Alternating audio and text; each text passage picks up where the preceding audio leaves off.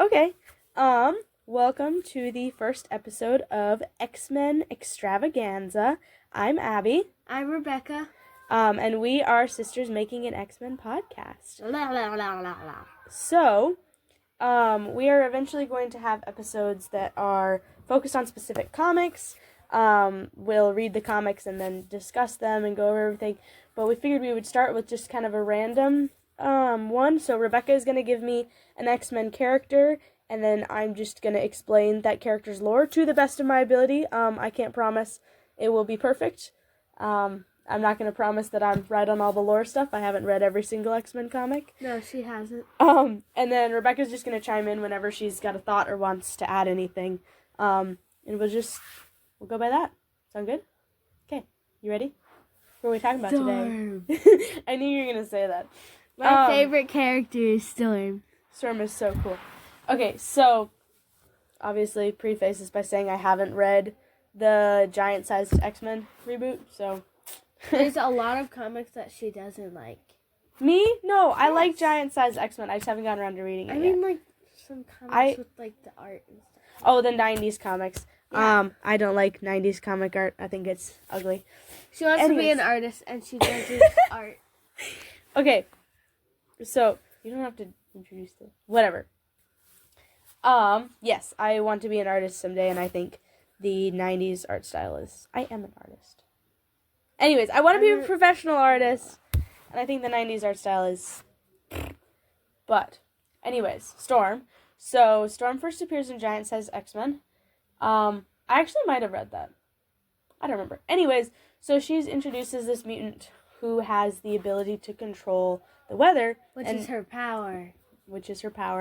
And so she's from Kenya. And in Kenya, in this village, she's being worshipped as a goddess. And Xavier has known that she's been there. And so he shows up and he's like, you need to stop pretending to be a goddess and come join my X-Men. And she agrees for some reason. She's also like, being a goddess and she's like not wearing any clothes. But her hair is long enough and the art is, like, she's not, like, you don't see her naked on panel, but it is kind of good. Interesting. I think we should give her, like, cool, like, Kenyan clothes instead of having her be naked. Exactly. I think maybe we shouldn't have our black female character naked a bunch. It's just me, personally. She's also got, like, blue eyes, which is really annoying, and the text, like, points it out as, like, she's got beautiful blue eyes. She's supposed to have white eyes. Well, she's had blue eyes since she was introduced, but I like it better if she's got brown eyes and then her eyes turn white when she uses her powers, or if she's just got white eyes in general. We both have brown eyes, so we're a little biased, but I think she should have, like, brown eyes when she's being normal. Or just pure white eyes. Like, that's sick. Okay, so then she's introduced there, and she's in this kind of second... I think it's retcon now that was, like, the third X-Men team, because you will have, like... Havoc and Lorna's team, and we will get into Havoc because we have lots of opinions on him. Probably different. I don't actually know much of his lore, but he's kind of pathetic, and we find him interesting. He's very pathetic. He is. Whenever we do like an Inferno read through, that will come up like 25 times, I think. Yep. I say read through. We're not going to read the thing on the podcast, but we'll like tell you our opinions. Anyways, and I really like Madeline, so we'll get to Inferno at some point and read that for this. Okay, anyways, see how many times we've gotten off topic already? What I was saying, though, is that she's introduced as this new team of the X-Men that Xavier has put together because the original 5, plus Lorna and Havoc, have gotten trapped on this island, and only Scott came back, and he doesn't really remember what happened on the island. And so they send this new team, which consists of Nightcrawler, Storm, Wolverine, Thunderbird, who is a Native American hero. He dies immediately, and then he's dead for, like, pretty much, like, until Krakoa starts and people get resurrected again. Like, he's dead for a really long time, and I feel like it's kind of racially motivated. You know what I mean? Like, he's indigenous and he's the first to die. That's because he's being, like, reckless and da-da-da-da. But his brother ends up being, like, a fairly important character, I think. He starts out on, like, the Hellions, but ends up becoming a good guy, and a big part of that is his brother's death and stuff like that. He wants to kill Xavier for his brother's death, and then he has a redemption arc. Anyways, we're not talking about him today. So basically, they go to this island, and Scott is also on this team, Colossus is on this team. I'm probably forgetting somebody, but that's okay. Anyways, they go to this island, and they find out that it's a living island, and that's why the X-Men have gotten trapped there, and this is Krakoa, the living island, which comes up, obviously, a lot later with the Krakoa era, when they're, like, living on Krakoa and stuff, and we probably won't get much into Krakoa era, because you haven't read much of it. No, I don't really know that much. It'll probably pop up once or twice. There are things that I wish Krakoa could have done better. But I also would like to read the Sabretooth series set during that, because I've heard people say that was really good. Anyways, they go to this island, they find out it's a living island. I don't know exactly what happens here, because I haven't read the comic. Thunderbird does die, though. And then most of the 05, I think, retires from the X-Men, except for Scott, because he would never leave the X-Men because he's Scott, and he knows no life outside of the X-Men.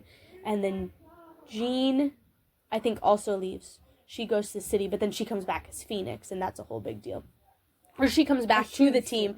She comes back to the team, and then the space shuttle thing happens, and then she's Phoenix, and that's a whole big thing. It's a messy retcon, but we'll get into it, because I really like it. Not in this episode, though. And then, the 05, they kind of go their own ways except for Scott, who stays with this new team. And this new team, obviously minus Thunderbird, because he's dead. They should have brought him back. They should have brought him back sooner. They brought Jean back. But it wasn't commonplace during this era for characters to come back to life, because that's really something that was made, like, a common trope in the X-Men universe because of Phoenix. Right? Like, yeah. Because she comes back and it's a big deal, and then it kind of became like an X-Men trademark. To the point where in Krakoa, they've got a resurrection protocol set up, and it's like, you die? Okay, No back worries. to Storm. Back to Storm. Storm really starts to kind of pick up, and there's a lot of other stuff involved in, like, Phoenix Saga and stuff, but, like, with Storm involved in it. But, again, I haven't read Dark Phoenix Saga. We will get to it at some point. Not right now, though. 80s is when Storm really gets the spotlight, because a new writer, Chris Claremont, comes on to write the X-Men, and he loves Storm. Storm is his favorite character. It's obvious. There are still some times where it's kind of questionable choices, and Storm does still sometimes end up being, like, undressed in the comic. Like, there's still some weird stuff, but for the most part, he is trying to portray this black female character. He's a white man, a white Jewish man, but for the most part, he's portraying her with respect and giving her lots of character arcs and stories. A big part is her relationship with Kitty, the young Jewish mutant who has joined the Institute. Storm acts as a mother figure to Kitty. And it's a really fun dynamic for the both of them. I think they're really fun. And then Storm... Wait, let me say it. Okay. And then Storm goes punk, and then Kitty is sad, and then they make up and hug. Mm-hmm. Yeah, they do. We actually own the comic of that, so we'll probably end up doing an episode specifically on that comic. But yeah, Storm, she's like... Storm is a very repressed character. She's like Scott, whereas that her power is so big and so powerful that, like, she has to control her emotions very carefully, otherwise she can set off the weather around her. So she's really not indulged in many of her own emotions ever, and so she's a very repressed person. This all kind of accumulates when she meets Yukio in Japan, which is not something I have read yet, but that I read about, like, of other people talking about it. Yukio is usually, before this was associated with Wolverine, she's kind of a daredevil, she's, like, got short hair, she's Japanese, she's kind of like a wild card, and she kind of forces Storm to confront, like, this repression that she's been repressing all of her true emotions most of her life to control her powers. As a result of this, and as a result of kind of trying to figure out who she is outside of, like, goddess and mutant or whatever, Storm cuts her hair into a mohawk. She goes punk. She's wearing a leather vest and stuff.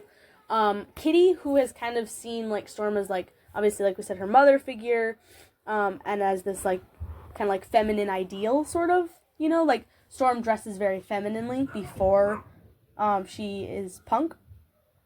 And Kitty has a whole little meltdown about it and how she thinks that like something's wrong with Storm, that she's like, this isn't Storm, like something's wrong, They have this really emotional confrontation where Storm basically picks Kitty up with like the wind powers. And like takes them really high up into the air, and they have a whole conversation, and Storm says like, it's not fair for me to be your mother figure, and it's like, you know what I mean, like it's not fair to be in that position, like we should just be friends, like I think we're putting too much weight on this relationship, kind of, I think that's what she says, but then really also know. She like talks about how like there's a lot of emotions going on for her right now, but like she's not turning evil, she's just figuring out who she is, and they hug, and they're friends again, and Kitty is not freaked out anymore. Then probably the biggest story arc with Storm happens, where she loses her powers. Yes. So she is. I forget. We skipped something. Okay. After she's punk, Scott leaves the X-Men because he has a child. He's married and he had a kid with Madeline, and so he leaves to go to Alaska, and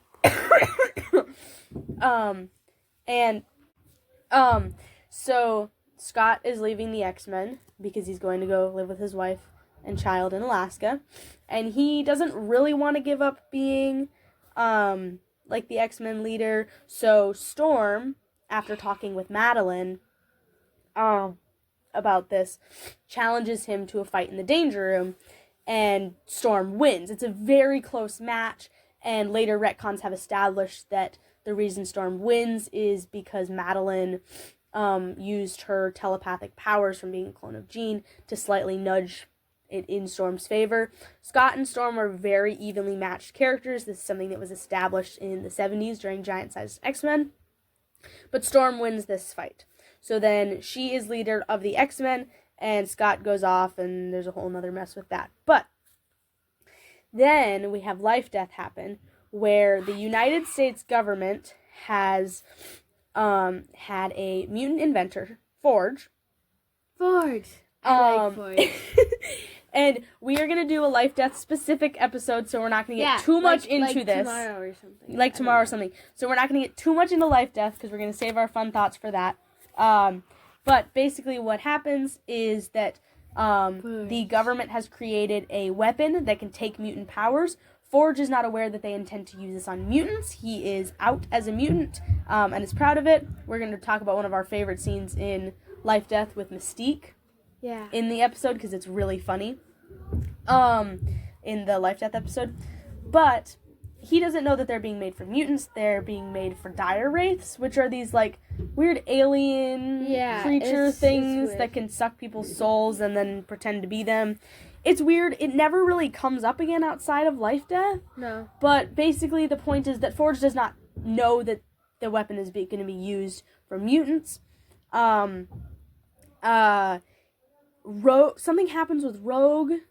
There's a confrontation. Yeah. She gets into an argument with the X-Men, I think, and runs off, and there's a confrontation between her and government officials. She is attempted to be shot with the gun. Forge realizes like what's going on. They're going to use his weapon on a mutant to take her powers, and Storm shoves the guy who's trying to shoot Rogue, and the blast hits Storm instead, and she loses her powers and falls unconscious into the water. Rogue disappears, and they're not quite sure where she is. Forge is really mad at this government official guy, I don't remember his name, and takes Storm with him back to his big like skyscraper that he lives in. And then Life Death happens, and it's this whole big thing. The main thing is that Storm and Forge fall in love, and then Storm finds out that he created the weapon that took her powers, and she leaves. slaps him. I think she slaps him. She does in the show, but sure. I don't know if she does in the comic. Anyways, she's like, but they split up. She leaves. She says, "If I ever see you again, I'm gonna kill you." It's really dramatic and crazy, something like that. She goes to Kenya for self-discovery. Yeah. And we have Life, Death Part 2, which is not quite as well known. But it basically, like, it's her in Kenya. She's, like, kind of researching, like, she's just, not researching, but she's, like, trying to reconnect with that side of her heritage. She has some hallucinations about the X-Men in a cave. But basically, she's, like, kind of regains that part of herself. I do not remember exactly when she gets back her powers. Do you remember? No. Okay, but then we go into Outback era, right? Yeah. Because then she's left leadership of the X-Men with Kurt during this time, with Nightcrawler, because she tries to give it to Logan and he refuses because he's being Logan. Yeah. Logan. And so she gives it to Nightcrawler and Nightcrawler Logan hates is it. Wolverine, by the way. Oh yeah, Logan is Wolverine. Kurt hates it. It's too much responsibility. He's used to being the cool uncle. He did not sign up for this much responsibility. He is just not having a fun time at all. And Rachel gets here around this time too, and it's just, Nightcrawler is not having a ton of fun right now, because he has to be the leader. Storm comes back, and even without her powers, she decides she's still going to lead the X-Men. This culminates into, or not culminates, but this leads into the fall of the X-Men, in which Forge's tribes, the Cheyenne tribe, yeah, they're like tribal, like, medicine man casts a magic spell, something like that. It's weird. It's like, it would take a lot of sensitivity to try to adapt that, because I feel like it falls into a lot of stereotypes about indigenous stuff. But basically, what you really need to know is that 7 souls are needed to be sacrificed to reverse this spell. Yeah. And there's a goddess involved, and her name is Roma. The 7 souls end up being the 6 current X-Men of the time, along with Madeline Pryor, who's joined them after they rescued her from the Marauders. What Roma does, however, is that after the X-Men die, she brings them back to life and makes them invisible to all sensors and cameras and anything technology related. They can only be seen with the naked eye. And then she asks them if they would like to kind of go back into the public eye and still being the X-Men, or they could use this as a chance, because everyone thinks they're dead, and the X-Men aren't that popular during this time, to continue to do what they've been doing, but do it without the publicity of the X-Men, be able to do things in the shadows and stuff. So then they go to the Australian outback and defeat a group of cyborg bad guys that live out there and take their base. And it's this massive, sprawling base. This is the Outback era, which is a very fun era. Storm has her powers back now, by the way. I don't remember exactly how they come back. I think it has something to do with the Cheyenne medicine man. I think so. I think it has to do with that. But I don't remember the exact we had story that of that. comic too. Do we? Yeah. Oh. I didn't know we had that. But remember, it's the one where Forge is like, whoa.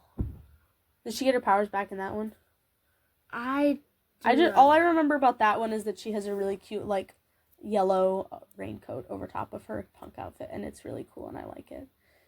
Anyways, Storm is super cool during this era. She's, like, you know, the leader, the boss. This era is super fun. You've got the X-Men, as of this time, are actually evenly split between men and women, which this is the late 80s. This is extremely rare. There were really no other teams doing this at the time. And it's a very diverse, like, group in terms of, like, personalities, and stuff. You've got Psylocke is their British telepath. She is, not physically strong, and she wears, like, armor to be able to fight alongside them. Can't she turn into this weird thingy thing? She's got, like, the butterfly Yeah. is her symbol. She sometimes, like, in certain issues, she acts more as a communication device rather than an actual character, which, if she was the only girl on the team, would be stereotypical.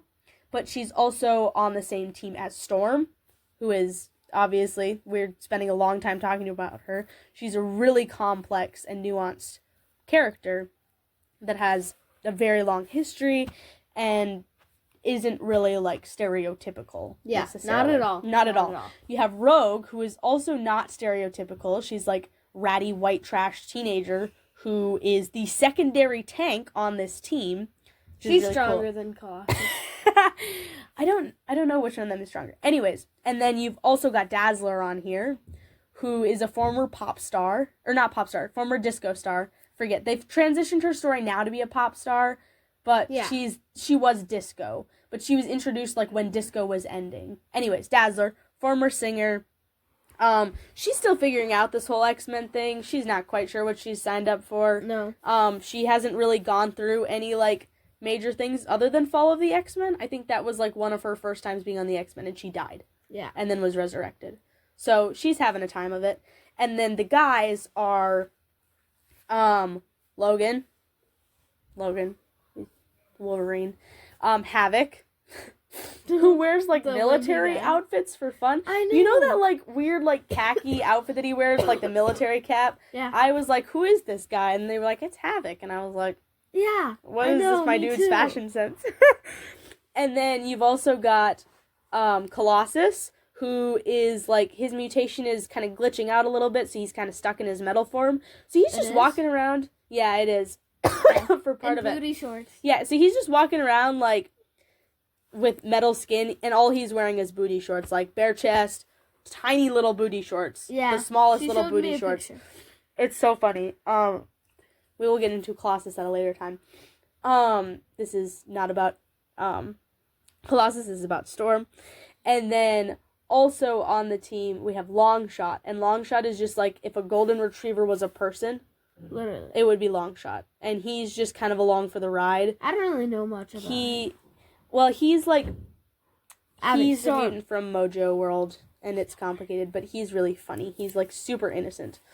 And he's kind of dating Dazzler. And then Madeline Pryor is there, too. Storm. And then... we get off topic really easily. Storm doesn't have a huge presence in Inferno. She's there. She reunites with Jean, which is really sweet. But there's not really any big plot points for her in there. In the 90s, which obviously I do not know much about the 90s, but what I do know is that I think the X-Men are split into Team Gold and Team Blue, and Storm leads one of those teams. I'm not sure which one. Her and Forge are dating in the 90s, and I don't know how they get to that point because they don't leave off very well in the 80s. And he proposes at one point, and Storm is preparing to say yes when he basically, like, rips her apart, like, verbally, and is like, this would never work, you're too much of a leader, you won't leave, Yeah. I know you won't leave, I know you're already gonna say no, and then he leaves her, and she's, like, sobbing, and she's like, I was gonna say yes, and he leaves with Mystique, too, which is significant, because Destiny predicted on her deathbed that Mystique and Forge would fall in love. And Mystique was like, never. And then it does happen. Mystique's brain is also kind of shattered at this. Like, her mind, she's not fully herself. Because she's trying to cope with this massive grief over Destiny's death. And so she's, like, keeps switching between shape-shifting. She's living with the X-Men because she's not mentally right. Like, she's not in the right mental space. She's kind of picking fights with anybody that she can. She's antagonizing Angel by making herself look like Archangel. And so Forge is like, I'm leaving with Mystique because she needs me, and you don't need me, and you never will need me. Da-da-da-da. It's bad. And then, I don't really know how the 90s era ends. Like I said, this is not 90s X-Men podcast. There will not be much 90s stuff in this podcast, unless it's really interesting 90s comics. The 2000s... The 2000s is kind of weird for Storm because she marries T'Challa, Black Panther. And so then she is kind of removed from the X-Men world for a little while because she's in Wakanda, kind of playing around in that sandbox. And she's the queen of Wakanda. I do not have much to say on this relationship because I have not read really any comics with it. I personally am not usually interested in superhero, like, romances that are outside of their areas, you know? Like, Superman and Wonder Woman. I don't really vibe with that. Not because I don't think it, like, works, but because it's like, Wonder Woman has her love interest in her corner of the universe. Superman has his love interest in his corner of the universe. Like, they're co-workers. And they have their own separate stories. So it's like a very big bridge to make between the two stories to have them be. And I feel like it's similar with Storm and Black Panther, is it's like Wakanda and the X-Men universe are like separate corners. And this marriage, because they do get married, is like kind of a unifier between the two of those. But Storm spends most of her time in Wakanda. And then Avengers vs. X-Men happens. And this event is a whole big mess. But basically what happens for Storm in this is that she does not side with the Avengers. And that is a big deal because Black Panther is in the Avengers. Yep. And because the X-Men side, because she sides with the X-Men. And then the Phoenix 5 stuff happens. And during this Namor, partially from a suggestion by Emma, that the hidden Avengers are being hidden in Wakanda. And partially just because Namor is trying to pick a fight with somebody. He floods Wakanda, like, with the ocean. Like, it's horrible, it's awful, lots of people die. And he's, like, on the X-Men side, right? Yeah. And he loses his piece of the Phoenix Force because of this. Because he gets beat up by the Avengers that are in there. And the other Phoenix 5 are kind of like, oh, Namor's gone off the rails. So he loses his piece of the Phoenix Force during this. But, like, that's heavily associated with the X-Men side. So then after AVX is over, when Storm goes back to Wakanda, Black Panther basically tells her, hey, I already had our High Priestess make divorce papers and I signed them. We're divorced. Like, because of the flood that happened. He's like, this is over. Like, you're not welcome here. The X-Men are not welcome here. We want you to leave or we will fire on you. Like, that's basically what happens. What? Rebecca has not finished AVX, so this is like she's learning this for the first time. I barely even started it. We made the mistake. Big. We made the mistake of buying the Avengers vs. X-Men like companion book as like one of our first X-Men purchases. I would not recommend getting into a crossover event as your first comic in a little universe because there's way too much information. My head hurt when I tried to read it. Like, I was like, oh, I'm going to read it. And I was like... So the big thing that happens in AVX, though, is that Black Panther and Storm are divorced now. And she is fully back with the X-Men. Before Avengers vs. X-Men, Schism happens, too. So, and after Avengers vs. X-Men, that's made very clear because Scott goes off to be, like, a revolutionary. And we will get into the Revolutionary because I love that era. And Logan has a school, right? Yeah, the Jean Grey School for Higher Learning, which is lots of fun. And what happens is when Storm comes back and joins the X-Men, she ends up helping out a lot with that school to the point where she is made headmistress instead of it being, or I think maybe Logan is also, like, they're, like, co-doing it. I don't know. They are also in love. Yeah.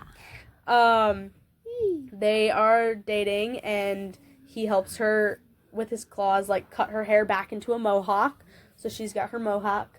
All New X-Men is during this period.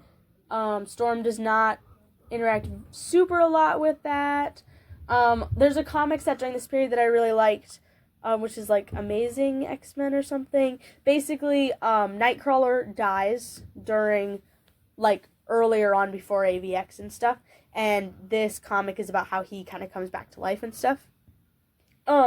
It's interesting mainly just to see Kurt and Aurora's, like, relationship. Because he's Aurora is Storm. Yeah, Aurora is Storm. Because he's like, you're as beautiful as the day I met you. And there's kind of this, like, flirtatious thing going on, sort of. Which has been implied several times, like, Like, they have, like, a dance in the sky in the 70s comics. Like, because she uses her wind powers, and they have, like, a little waltz up in the sky. And why are you making that face? Wasn't she, like, dating Wolverine? No. Oh, you mean during this era? Yeah. Yeah, kind of, but also, like, Nightcrawler just came back to life, and he doesn't know this. And it's also, like, your friend who was dead that you did love very much, whether that's platonic or romantic, like, she did love him very much, has come back to life, or whatever, you know? And so I find that comic interesting, to see a bit of her and Nightcrawler's relationship. And also, like, in that comic, again, they talk about, like, briefly, it's like a little thing that's mentioned really quick, is that her and Wolverine are still dating. This might be, I think this is maybe the second or third comic that has mentioned this.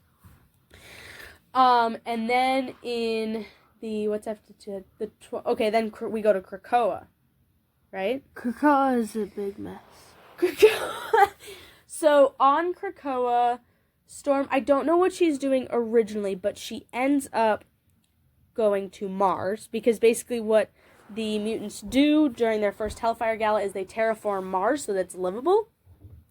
And then they take the Iraqi, which are these kind of more violent mutants that, like, transport themselves to another dimension. They're like Apocalypse, like, they're related to, like, Apocalypse, you know? Do you know who I'm talking about? Yeah. The ancient Egypt guy. So they're, like, all the mutants during his time that got sent to another dimension for safety purposes and then got trapped there. Why do people always get sent to other dimensions? I don't know. But during X of Swords, which Storm is a part of, but I don't think it's like... I read all of X of Swords purely just for Doug and his large wife. Large wife? During the competition, you know who Doug is, right? He's like that nerd guy that speaks all the languages. Oh, he's like best friends with Kitty in the 80s. Yeah. Anyways, so he has like a sword during this. It's a whole like thing that Saturnine, who is a Captain Britain. This is not a Captain Britain podcast. She's Captain Britain villain. She sets up this tournament of like swords. Basically, it's Araco.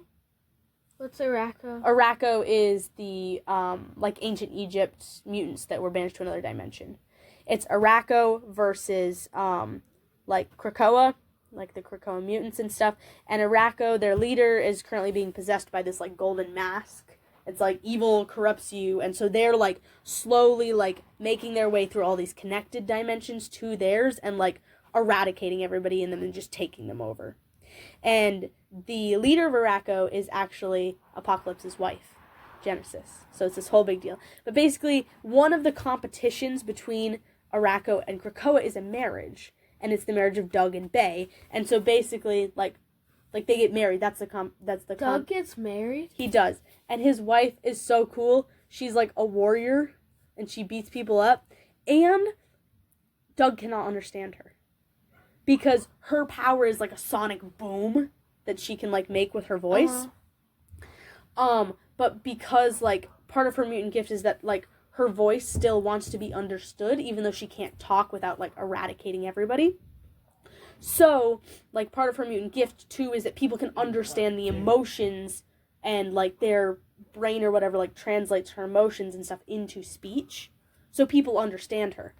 But because this isn't actually a language, it's her mutant gift making itself be understood. Doug cannot understand her, which is interesting. So they have to communicate through sign language, writing on paper, etc., etc. I think it's a fun relationship. Doug is like in love with her, and it's adorable.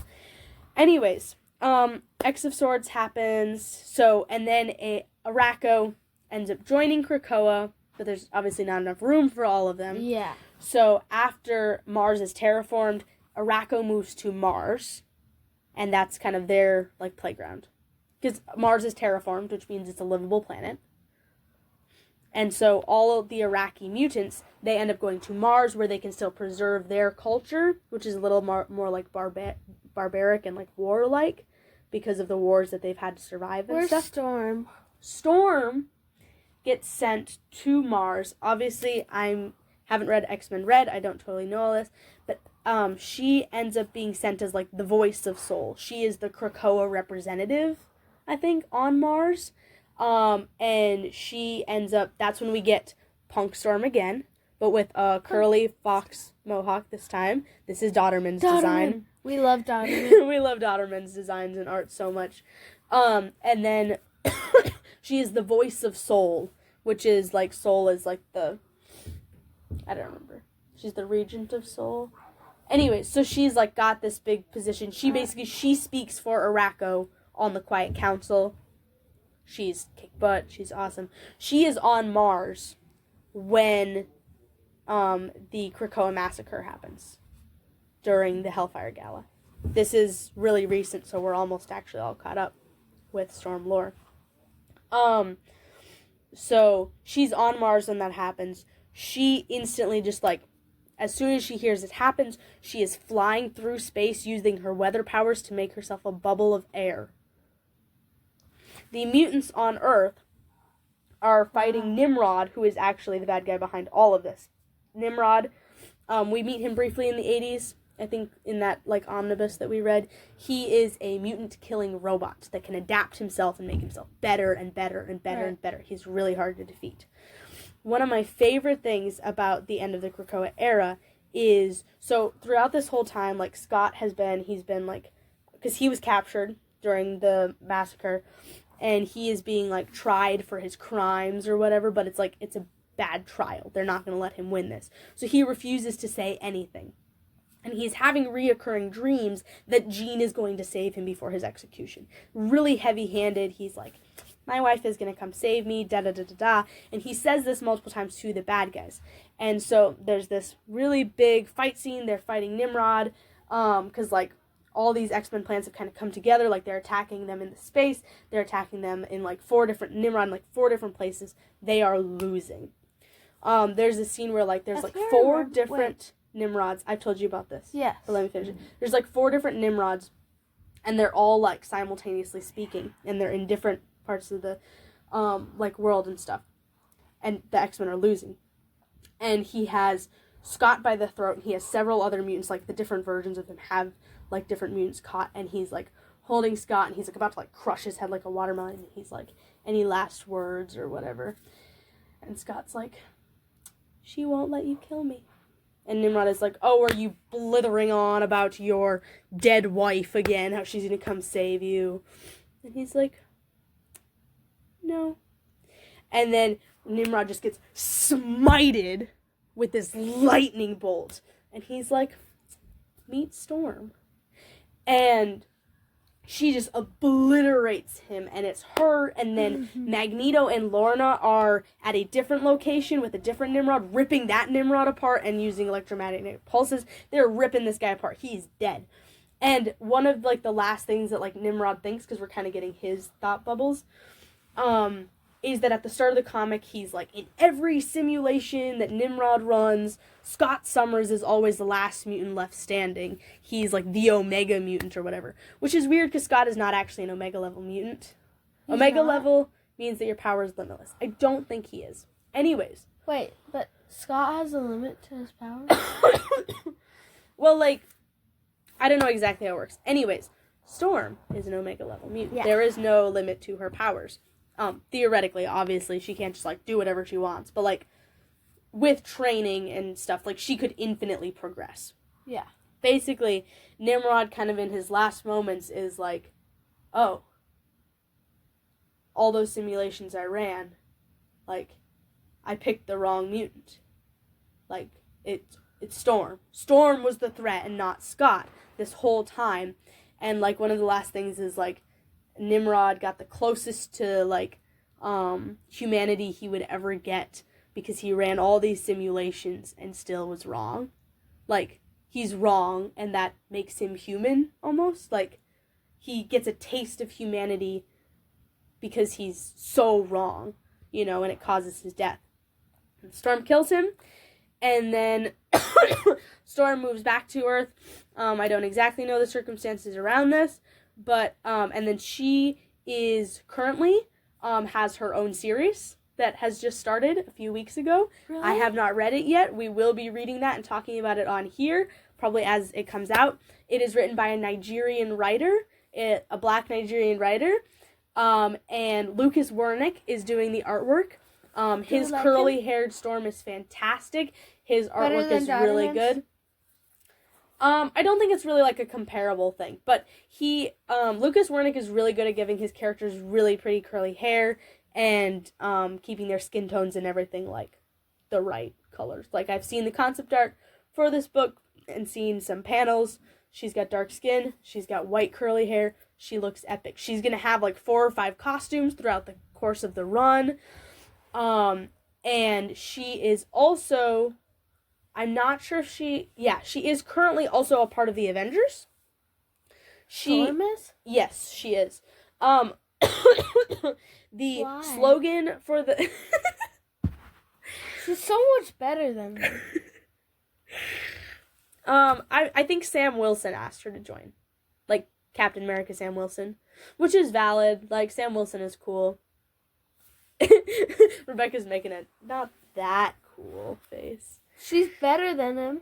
She can start her own superhero team. Well, she does have her own superhero team. It's called the X-Men.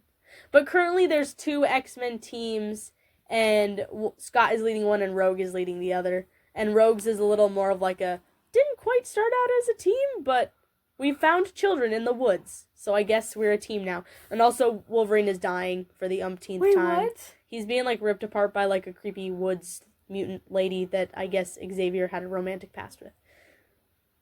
I don't know. It's lady? She looks like she's got like really big scary claws, and most of her is like draped in this like black cloak, and she's got long wild white hair. In the flashbacks where she's romantically involved with Xavier, she doesn't look like that. She looks like a pretty blonde woman. And she's British, and he meets her when he's doing his stuff there. We don't fully have that whole story yet, though, because it's an ongoing series. Anyways, Storm's new series... Is Xavier, like, always bald? Yeah, pretty much. Was he bald when he was, like, born? His baldness started, I think, when he got his powers. So, Why? like, as a kid. I don't know. I honestly think it makes more sense to just be like, yeah, he's old, he's bald, but I think comics have made it like his telepathic powers made him bald. Anyways. Jean has telepathic powers. Jean has, like, the prettiest hair ever, too. Okay, back to Storm. This new series, I do not remember the author's name, but, How dare you? I remember Lucas Wernick's name because I follow him on Instagram, and his art is really cool. But, basically, so it's titled just Storm, but the motto or the slogan or whatever for this is, mutant kind may not have a nation, but it still has a queen. So it's like very much positioning Storm as kind of like the figurehead of wider like mutant human relations, kind of like she's that person right now, because Scott is in Alaska leading his own X-Men team. Rogue is in Louisiana, I think, leading her own team. Forge is running around trying to fix like cracks in the dimension. I don't know what Forge is doing. There is something funny that I do want to talk about because it's related to Storm in the new X-Factor issue. So X-Factor basically is Forge made this like little globe thing that shows him where there's like cracks in the dimension or like in the world that could destabilize the whole world. So he's put together a team which includes Betsy, Rachel, Sage, himself, Tank, who is this new guy. We don't really know much about him. Is he a tank? Yeah, he's their tank. But it's been theorized that maybe he was a robot. Like in the text they were like, is he organic or whatever? Because he could have been a tank that like Forge made. Surge is also in this. She is a Japanese mutant with, like, electricity powers, and she can, like, be really fast and stuff. Anyway, so they're X-Factor, and they're going around the world, and their whole thing is, like, we gotta fix it now, so we're not asking permission, and we're not sticking around to be like, we're X-Factor, we're so cool. Like, we're doing it. Oh, no, wait, is it X-Factor or X-Force? It's X-Force. It's X-Force. Yeah, that's X-Factor is like the government team of mutants right now that Alex is leading, and he's being pathetic in that book. But basically, in X-Force, what happened is they went to go investigate an anomaly, and it was kind of spiraling out of control.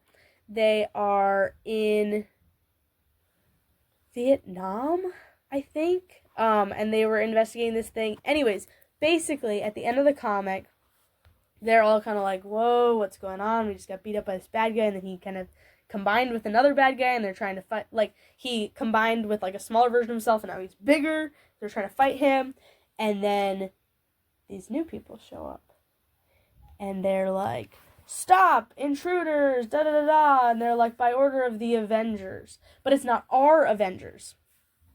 Storm's on their team. It's not this Avengers. She's wearing, like, almost like a Wanda-type headpiece.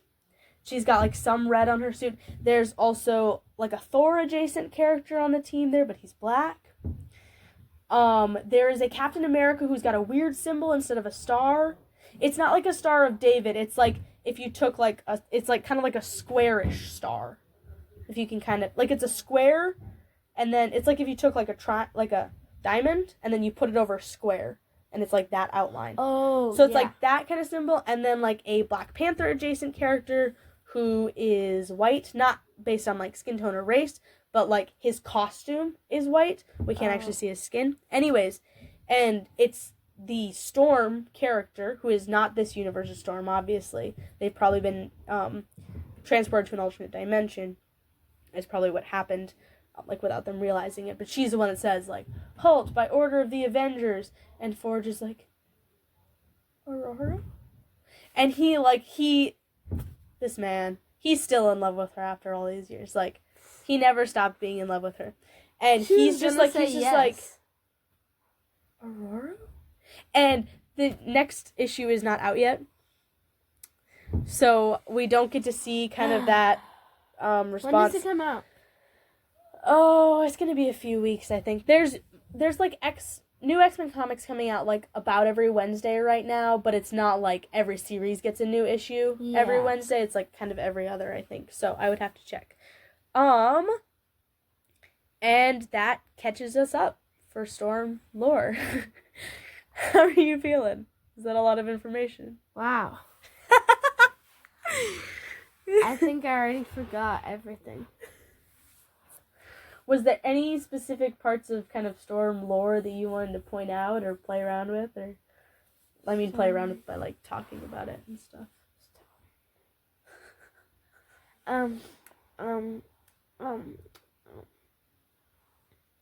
Oh, and I should mention, too, that Storm is Kenyan American in that her mother is from Kenya and is descended from a long line of, like, priestesses, and so she does have, like, magic, like, possibility, and this is kind of explored because she shows up in a Scarlet Witch issue. She looks really pretty in that issue, so does Wanda, where they kind of explore the fact that, like, Storm could also harness magic because she has that, like, ancestry.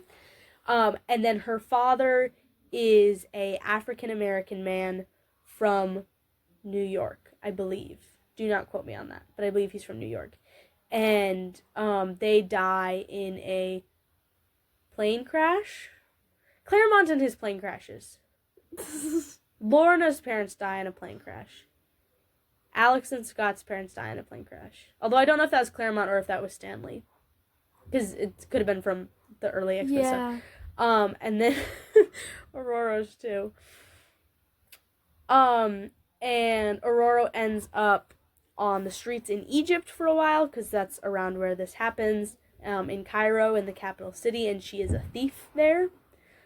She actually ends up working for the Shadow King for a little while, and he's this really powerful telepath that ends up being an adversary of Professor X several times.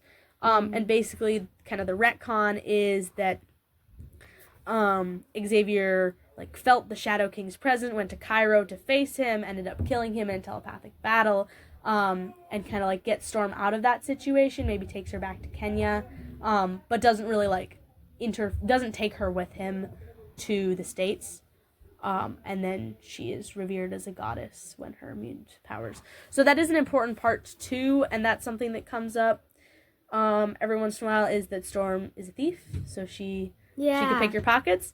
She's also very good with daggers. We totally forgot to talk about the Morlocks, but there is a storyline in the comics where the Where? Morlocks... She turns into a kid. Oh, we forgot about that too. That's in the 90s. Basically, the Morlocks, this happens in the 80s before she loses her powers. This is also part of the punk arc. Actually, this might be a little bit more defining of the punk arc. This is like right before it, so it kind of helps kickstart it, as well as Yukio. But Kitty gets kidnapped by a Morlock, and the Morlocks are these mutants, usually with physical mutations, meaning that like they look different. She gets kidnapped by one of these Morlocks. His name is it starts with a C, but I don't remember it. Anyways, she gets kidnapped by this Morlock to be his bride. She's 14. This is a little weird. This happens with Kitty sometimes. It's weird. We will probably get into it in another episode. But anyways, so the X-Men go to save her, and what ends up happening is that Storm challenges the leader of the Morlocks, Callisto, who is a very interesting character because she's drawn very, like, androgynous. Like, she is a woman, but she's drawn looking very masculine and like a man, right? Like, sometimes you would be able to tell that she is a woman. She's also got a really pretty nose when the artists draw it as, like, really, like, you know what I mean? Have I showed you that? Anyways, she got a really pretty nose. She's got an eye patch over one eye. I don't remember what her powers are. But she's the leader of the Morlocks, and so to rescue Kitty, Storm challenges her to a duel to the death for leadership of the Morlocks. Storm stabs her with a dagger, and this is, like, part of the punk arc, too, because, like, Storm does not kill, like, before this. Like, that's pretty important. Like, she's a pacifist. She doesn't kill. That's important to her. There's actually this part in the Giant Size X-Men where she doesn't like Logan because he hunts deer. And he's like, no, I don't hunt them. I just sneak up to them, and then I pet them, and I say hi to them. And he's saying it, like, genuinely? I don't know. So she initially doesn't get along with Logan because he kills, and she does not. But during this, like, she stabs Callisto, and it's a fatal blow. Pretty sure Callisto gets saved. Like, they have medical attention. Like, there's a mutant that helps save her, but, like, she would have died. It was a fatal blow. And Storm is now leader of the Morlocks. That's when she gets the leather vest. She initially wears it over, like, the bodysuit of her 70s uniform, the one with the cutouts on the side. She's just wearing it over top of that because her cape got ripped up in the fight because she used it to, like, distract Calypso and then, like, pull her in and stab her. So then she's leader of the Morlocks for a little while. And that happens. And this is right before the punk arc. And then in the 90s, I forgot about this, in the 90s, tail end of the 80s, 90s, she gets kidnapped by Granny, who is, I don't really know what her deal is, but she kind of kidnaps mutants and will de-age them into children to take care of them sometimes. She's also, like, a vocal, sinister hater, which is really funny. There's a Hellfire Gala during the Krakoa era where she just follows him around and is like, did you know that he experiments on people? Like, Sinister's trying to have talks with people, like, important people, and she's like, did you know he's a eugenist? Did you know he worked with the Nazis? Did you know he experiments on children? And Sinister's like, leave me alone! And she's like, no, you suck. And it's really funny, and I think maybe she gets kicked out of the Hellfire Gala. Iconic. But she de-ages Storm into a child, and this child Storm ends up working with Gambit, and this is Gambit's introduction. So we need to read this. We need to read this because I know we'll like it. So we are definitely going to read that series because big fans of Gambit, which came from the 97 series. It seems to have pretty good art. I've read a little bit of it. Stevie Hunter's is really pretty in some of the art that I've seen. I was like, whoa, who's that? She's so pretty. And I was like, oh, it's Stevie Hunter. I like Stevie Hunter. She's, like, Kitty's dance instructor and is a human that ends up being really close friends with the X-Men. She's a flat scan ally. Like, flat scan is, like, a made-up, like, slur for humans because they don't register on Cerebro. So it's a flat scan. It's usually used as insulting, but I think it's kind of funny when it's used in, like, a funny way because it's kind of funny. Yeah, I don't. That doesn't sound like a slur. No. Anyways, I love Gambit. Yeah. So Gambit ends up taking Child Storm under his wing because, like, she used to be a thief. She's good at stealing things. Gambit is a thief. He likes it when people help him steal things. And then they end up back with the X-Men somehow. And Jean and Child Storm have a fun little fight where they're like Storm has raw power, but no precision yet because she does not have that training that she originally had because she's a child again. She's kind of having to relearn everything. And Jean has the precision, but not the raw power at this point that Storm has, just like with her telepathy and stuff. And so it's a pretty even match, but Jean beats her, I think, because Storm is a little too, like, she's a little too cocky about it, I think. And this is also around the time of the original X-Force, which Cable led, which included members of the New Mutants. And Kid Storm might be staying with them. I don't remember. I've read a little bit of that comic. But yeah, we have like 5 minutes left. Is there any last things about Storm that you want to talk about? I may plug my Instagram account. Like, tell people where to find that in case anybody stumbles across this. I like Dodderman.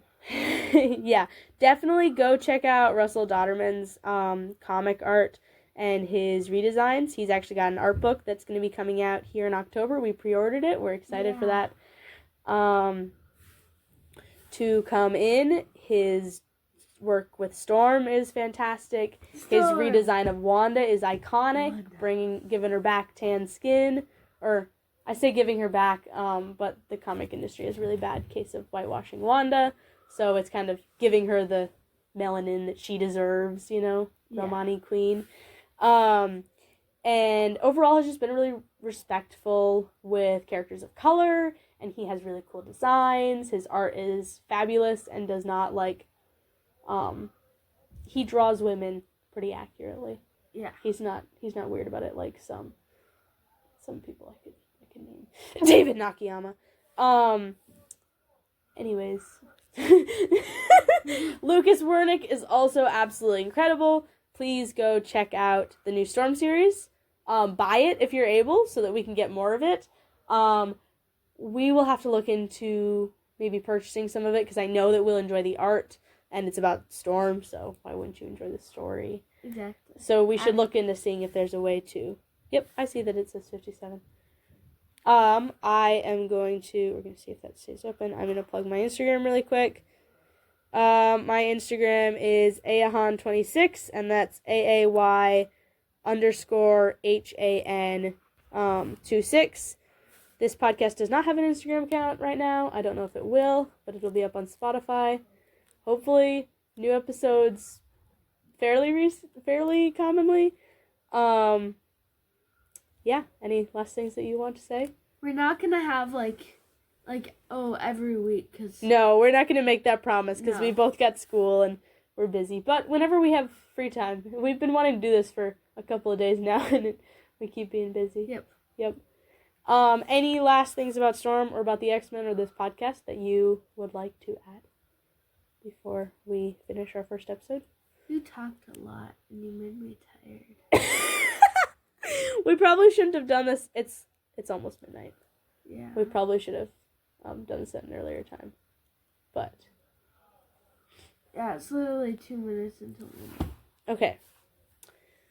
Well. Anyways, goodbye. Oh, did we forget to tell them the name of this podcast? Oh, I think we did at the start. But in case we forgot, this is X-Men X-Travaganza. Sister duo. I came up with the name. Rebecca's claiming ownership of the name because she came up with it. Well, but it was my idea to put an X instead of like Extravaganza. I already knew we were gonna do that. Whatever.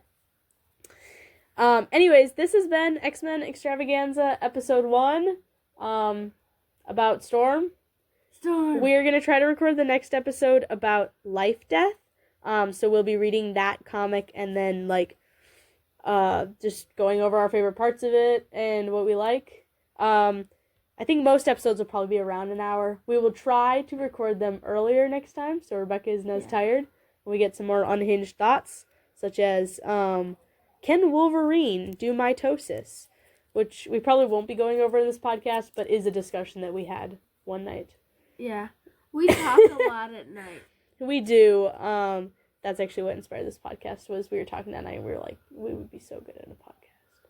Anyways, this has been X-Men Extravaganza. I'm Abby. Oh, I'm Abby. I'm Rebecca. And we are signing off. See you guys next time.